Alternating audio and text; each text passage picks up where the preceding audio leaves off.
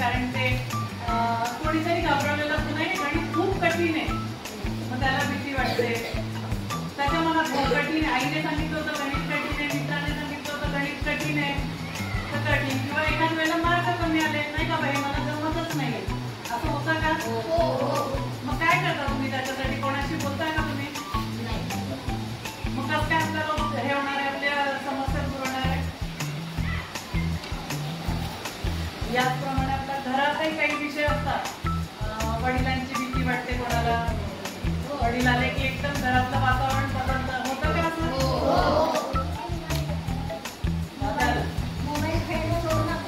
अभ्यास लगेच किती जण करता असं? सगळेच.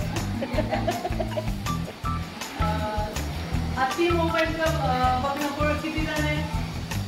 खरं खरं सांगा, इथे काही शिक्षा नाहीये.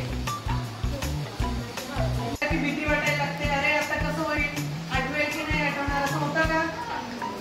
होतं ना? भीती वाटते, पोटात गोळा येतो, असं होतं का काही?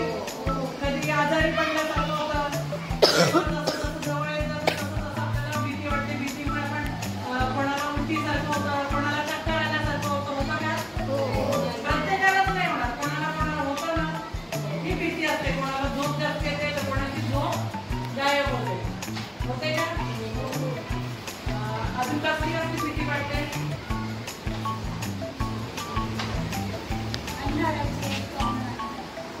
अंधाराची पण वाटते ना. लाईट एकदम गेली, आता कसं होईल, घरात कोणी नाहीये, होतं ना.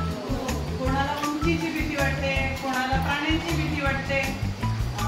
नॉर्मल भीती म्हणजे ठीक आहे, कुत्रा दिसला चावतो म्हणून, पण ज्याला जास्ती भीती वाटते तो मनाचा प्रश्न झाला, मनामध्ये काहीतरी आहे म्हणून त्याला भीती वाटते. होतं की नाही?